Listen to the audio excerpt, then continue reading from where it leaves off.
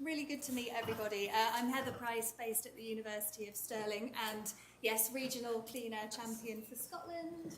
Yeah, and I'm Gary Fuller. I'm based at Imperial, and I'm one of the national clean air champions. As you said before, we're looking after a programme of research on air pollution. We do slightly different roles to Patrick and team in that we don't have a directional role. It's not like a hierarchy. We're just a project within the programme that sets out to, if you like, champion the research. And we'll say a little bit more about what that actually means now. Our slides are It's always the technology, isn't it?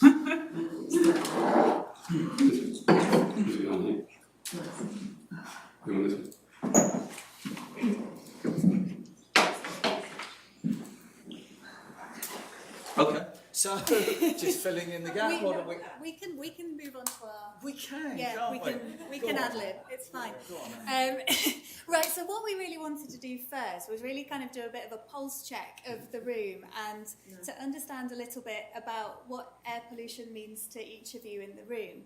So I know lots of you have paper and pens in front of you, which is great. For those that don't, we do have some paper and pens somewhere. They were here, but then they got panelled, so there might be some around somewhere. And we'll give you kind of a minute or so, and it'd be great if you could draw what air pollution means to you.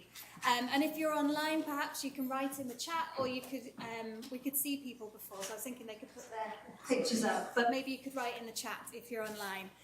But yeah, just for you to kind of, for us to understand what air pollution means to you all in the audience would be really, really great. And then we can have a show and tell in Yes. about a minute. So And no scribble pressure, away. no pressure for, Just a thumbnail Monet. So when I looked up the side that I strolled up, I saw lots of cars, and also, interestingly, is what we weren't quite expecting, I saw lots of people and I saw lots of lungs. That was there, and I also saw lots of smog outside windows.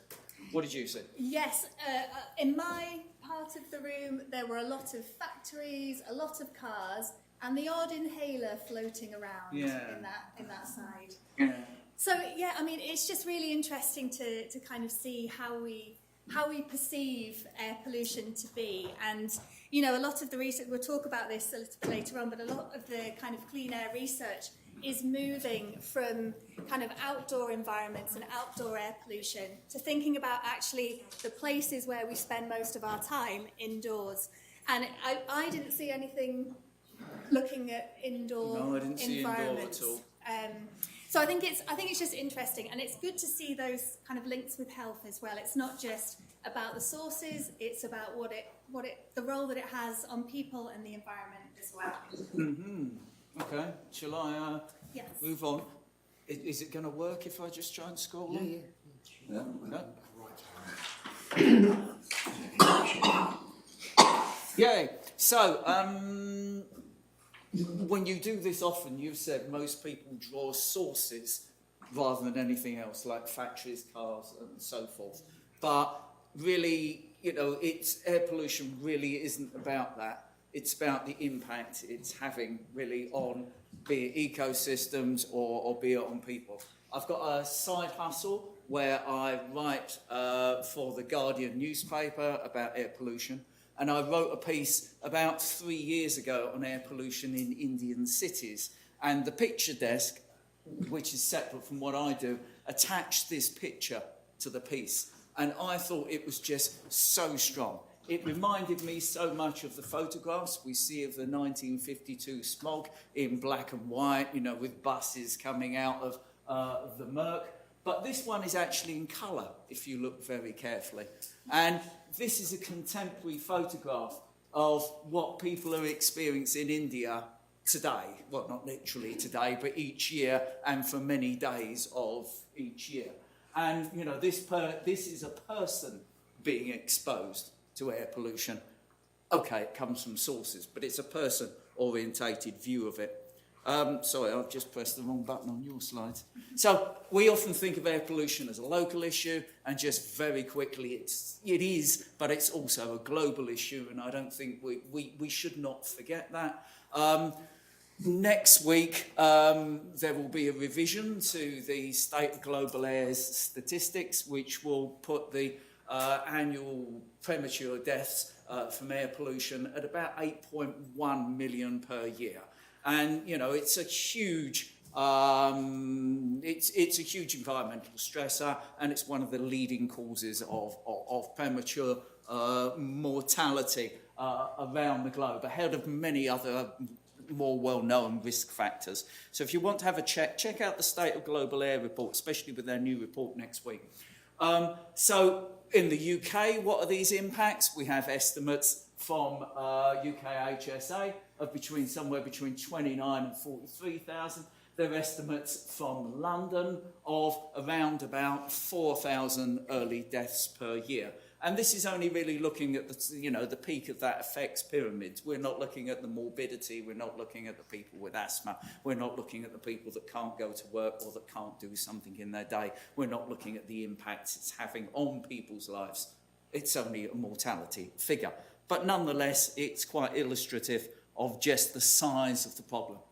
Now, we have made great strides in improving air pollution over many decades, or going back to the 1950s, but most of those have been through engineering controls. Those of you, there's a Gary here, we're all the same age, so I'm, every Gary, me, that one, Lineker, we're all nearly 60 or thereabouts. We all remember the acid rain issues, which really galvanised the environmental movement, particularly across Germany in the 1970s and 80s. And we had forests that looked like this, and the solutions were these massive flue gas desulfurization systems. And if you look carefully at the picture, you can see the railings around the top of that. And these are colossal installations, or we close power stations. But these are colossal things, technological solutions. On the small scale, this is a schematic of what's in your diesel car, if you happen to own one. We're trying to control air pollution by things within the engine, recycling the exhaust. We're oxidizing the exhaust to create nitrogen dioxide, which we then have a particle filter to remove particles, but we regenerate that using the nitrogen dioxide. Too much of that comes out the back, so we have to mix ammonia into the exhaust to throw that into a catalyst to take out the nitrogen dioxide, and then perhaps the more later cars are going to have catalysts to stop the ammonia coming out the back. But they're all there. They're engineering solutions. But have we reached the limits of how far we can actually go with them? And that means that those of us who are in the air pollution science arena have to look to other means of being able to do this to affect our change, which is why we need social scientists. Yeah? So I'll hand over to you. Thank you. Yeah, and so that's really where the UKRI Clean Air Programme comes in. It builds on this idea of kind of the easy wins already having been implemented, and future changes are going to be much harder to do, not just technology, very much societally based. And so the research being undertaken within the Clean Air Programme is trying to underpin some of that kind of solution finding. And the Clean Air Programme has been running since 2019. It's a £42.5 million investment in clean air research and innovation across the UK. And the funding has been across two waves. So the first focused on analysis and solutions, and the second wave focused much more on these indoor environments and that indoor-outdoor continuum, and on more susceptible or more vulnerable populations as well. And the programme is supported by a series of clean air champions centrally and regional clean air champions. So hopefully you recognise at least a couple of people on these slides. We're here to really kind of promote the research that's going on within the Clean Air Programme. And the regional clean air champions were really brought in to reflect the fact that the specific air pollution issues and their potential solutions as well are likely to be regional in scope. So we are there to kind of support this in different regions of the UK. And we are really trying to work to kind of bring together the vast array of researchers that are working on clean air research within the Clean Air programme. We're trying to connect those researchers to the wider researchers not funded through the Clean Air programme, but that are working on air quality, so connecting up the air quality community more broadly, and then connecting those people to the wider stakeholders that have a role to play, whether that be implementing some of the findings perhaps, or helping feed into future research and helping us identify future directions for our research that we're undertaking. And so to support the programme, we're carrying out a range of different initiatives, knowledge exchange groups, for example, and a Clean Air Futures group as well, which is kind of specifically designed to support earlier career researchers to come together and think about what kinds of things we'll need to be looking at in the future in terms of air quality. So I just wanted to flag a few different projects that are funded within the Clean Air programme, but also beyond as well. And the first of those is Anticipate, which has been led by Nigel Gilbert, and who I didn't know was going to be in the audience when we put these together, I have to point out. And this project has now finished. It ran from 2019 to 2023 and was looking to actively anticipate the unintended consequences of future public policies on air quality. This is quite an interesting piece of work in particular, bringing together an array of different stakeholders that have a role to play in transport decarbonisation and undertaking a participatory systems mapping approach to try and understand who has a role to play in this and then what might happen under certain future conditions. So, for example, the shift to more electric vehicles, what kind of impacts could this have on the system as a whole? I'm going to try and get rid of that. The second project that I wanted to highlight is Well Home. So this project is led by Frank Kelly, and this is really, a project was co-designed with the community in West London. And the idea here is to focus on more of these indoor environments as well as the outdoor, and looking at exposures, particularly for more vulnerable communities, so that they've recruited 100 households to take part in their study, and they are, all those households contain somebody, a child that has asthma, and they'll use this understanding to help identify potential behavioural strategies, and then also to reach out to those that can actually affect wider changes as well in terms of improving people's environments and creating healthy homes. And just the last project that I wanted to flag, because it's close to my heart. So this was work undertaken by my PhD student, Amy McCarran, and really shows the importance of this kind of integrated interdisciplinary approach.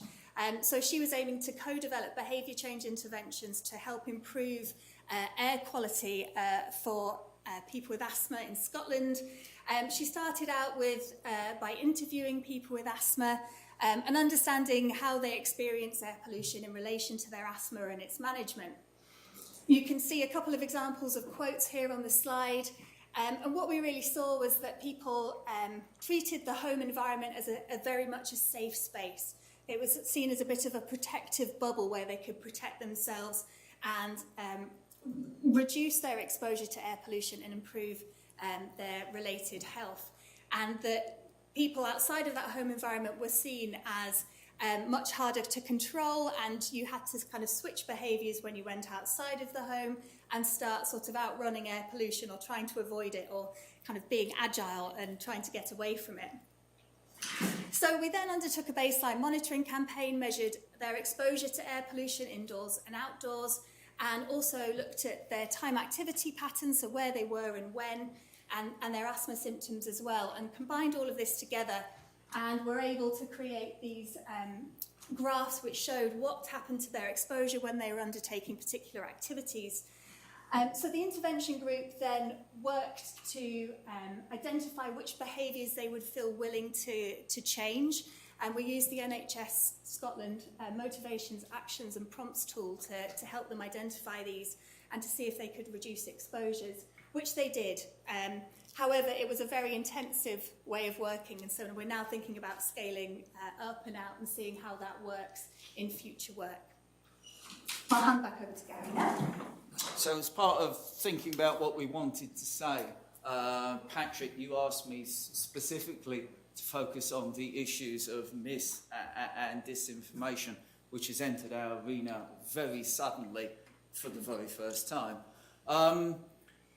I think it's fair to say that if you were called onto a radio or television interview through most of the last decade, the air pollution scientists played the role of being on the side of the angels. That we, if you remember, there was the issues of Dieselgate, and VW was gaming the vehicle testing system. Diesels are out there. Loads of you drew diesel cars earlier.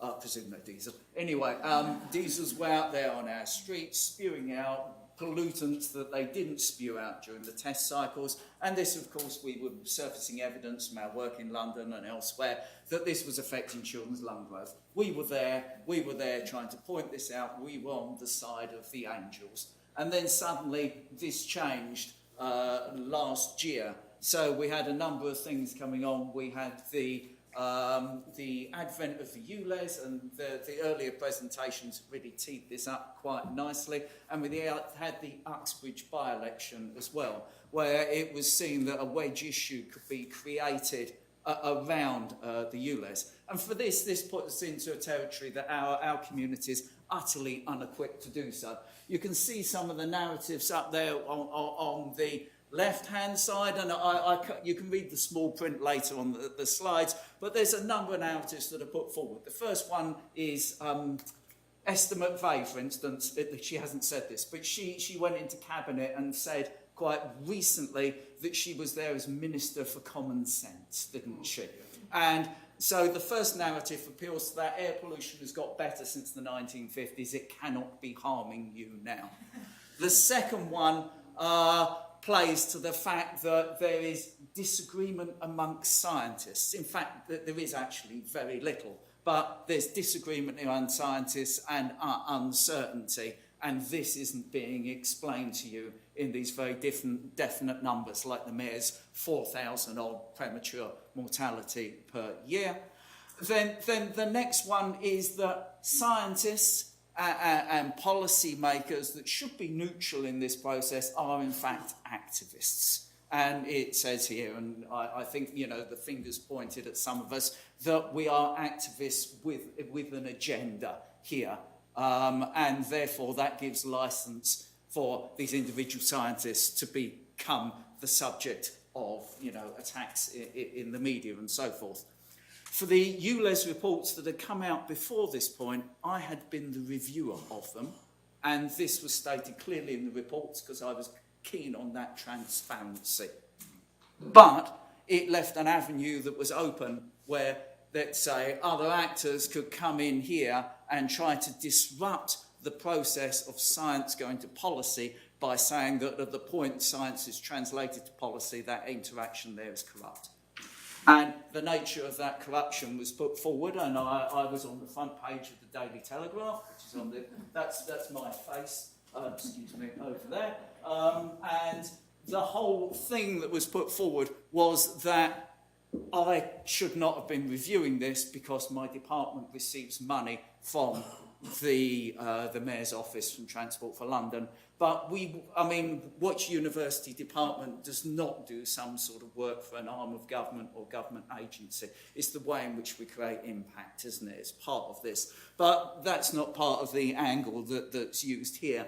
The second one came along sometime later, not being content with being on the front page. They had another go a little while later.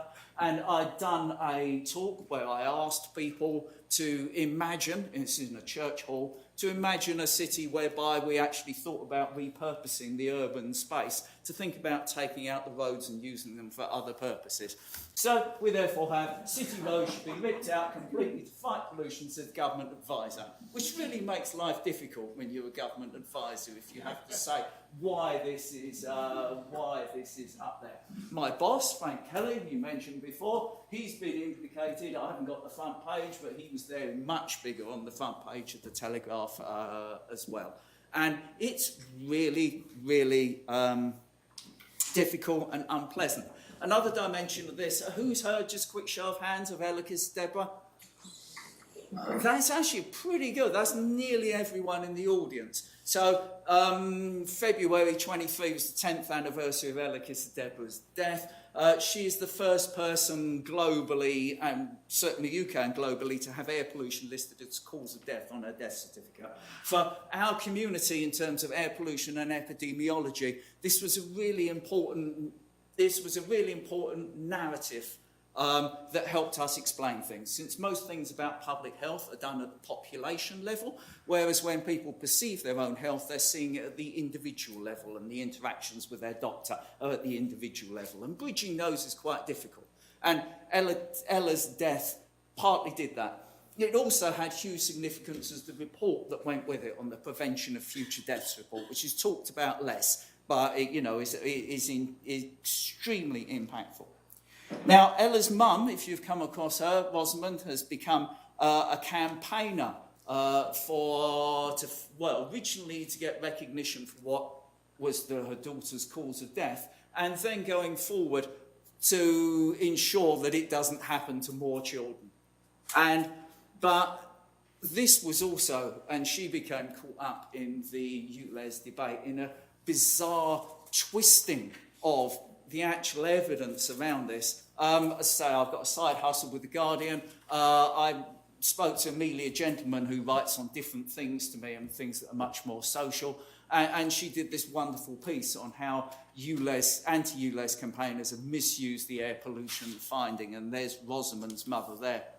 The narrative that goes, to those of you that watch GB News, I'll read just the line, I won't read all of it. One death has been caused by car emissions in London, so there's a vast disparity here between what Mr. Khan claims and what is suggested by the Office for National Statistics, a Conservative MP on GB News, 21st of March 2023. And this was put forward. The mayor must be lying to you because only one person has air pollution on their death certificate. Incredibly powerful. It misses out all the other lines which are there on all of the FOI responses, since this came from an FOI response, which is that other causal factors are not normally appear on death certificates, and if the inquirer wants to find out more, go and look into the epidemiology results, and it then directs them to Public Health England, etc., which is rather ignored in this. So why do I worry about this? Susan, I can't quite spot you in the audience at the moment. Oh, sorry, you're right there in front of me. Yeah, there's no need to hide. You described a sausage machine process, didn't you, for the way evidence goes into policy. I nicked this one out of the Green Book, and we can see we have this kind of almost washing machine type cycle where evidence goes in here in terms of the rationale, in terms of the appraisal, in terms of the feedback for creating policy and also for creating better policy. And the thing that really worries me about this dis and misinformation is that it can really disrupt this cycle. We're all interested in evidence, we're all interested in evidence-led policy making, that's why we do the things we do, and there's a real risk that this may be disrupted. You go and talk to politicians about low traffic neighbourhoods, well, put it this way, you don't have to win the argument here, all you have to do is render the topic off, kind of out of bounds. You go and talk to many elected councillors about low traffic neighbourhoods, and they won't talk about them, for instance, because they know it's just too toxic for them to be able to convey. How do we deal with this? Us as a community, we don't have a clue. We're all at sea. We're just there being bombarded by this stuff. The only things we have sort of come up and talk about, I suppose, really feeds into almost the discussion before. And if I could, from my naive perspective, the discussion before was kind of about deliberative democracy and the role of trust within it, and how we nurture and improve this in the same way as my dad looks after his tomatoes in the greenhouse, and how we make it better. But the narrative, the discussion there this morning, the question I was going to ask in the last session was, it's not recognising the fact that there are deliberate players here who are trying to disrupt this system for various types of ends. This may be to get elected, this may be to change the system, or this may be, in the terms of the fossil fuel industry, to look after them and protect their business. But how we do this, I don't know. And your thesis before kind of was we just have to grow a more resilient tomato plant. And maybe that is the way to do it. Or do we have to in some way recognise that there are actors out there who are trying to disrupt it? I don't know the answer. But our solution really is that of inoculation theory, which is making sure that the members of the public have enough basic knowledge of this. So if some piece of misinformation comes along, they go, hey, that doesn't make sense, and they can recognise it for such. So just moving on, if we are going to combat air pollution, we have to move on from many of the things of thinking about air pollution as traffic, for instance, and we're going to have to start tackling many, many more sources. I put up a cute cow there to think about the countryside. We have wood burning and the interior, as Heather was saying. We have tyre wear, brake wear, the propellants that are now coming back, solvents that we're using in our homes, for instance. So when you come on the train, we made this slide, didn't we? It's the first time we got together in person for a little while. And we thought about the lessons that we'd learned so far. And we haven't really thought about how we should present. Shall I do the first one? Yeah, you go. Yeah, I suppose the first one is this interesting transition. So, reflections on being an air pollution champion. This one partly is inspired by something Patrick said, which was talking about people's research is very different to talking about your own. And for us in this community, it's not so difficult. We don't have major disagreements of approach. We don't have major disagreements of discipline. I can talk about people's modelling results. I can talk about different measurement systems. The only challenge for me is not that I fundamentally disagree with them or have a different outlook. It's just learning, the line of learning enough about their results to be able to describe it fully. But that is actually different. That's very different to what most academics do. We go out there and talk about our own work. So we need to empower more people to go out there and talk about other people's work as well. Yeah, aware of the time, so we'll go through as quick as we can. Yep. The UK isn't London, so a lot of the air quality work is perceived, or a lot of the focus has been on London, but there is a whole different challenges, similar challenges and different challenges going on outside. And air quality is a devolved issue. We need to think about these things from a much more local perspective. And also, so the next one down, so there are a lot of interdisciplinary research projects happening within the Clean Air Programme. Some of them are doing interdisciplinarity very well, and others are still going back to this kind of this pipeline that's been talked about, or this superficial interdisciplinarity, as we called it on the train on the way here. Do you want to go next? I suppose the next one relates to Susan's piece again, since we did this before your points you made yesterday, which is we have a huge wealth of research. It's kind of like a steam boiler and it's up to pressure. The dial's just there. And at what point is someone going to come along with part of the political process and actually undo the valves? We have huge information about new things like dementia, the effects of air pollution on children. Is it changing the dial? Not at all. And it's just a frustration that this wealth of evidence, and we're producing more and more incremental evidence, is not leading to real world change. And do you want to do the last one, and then we're finished? Yeah, and we wanted to finish on a happy note. So there is a lot of potential here. There's a lot of research, there's a lot of investment. So yeah, we have a huge opportunity here to really improve people's lives by improving air quality.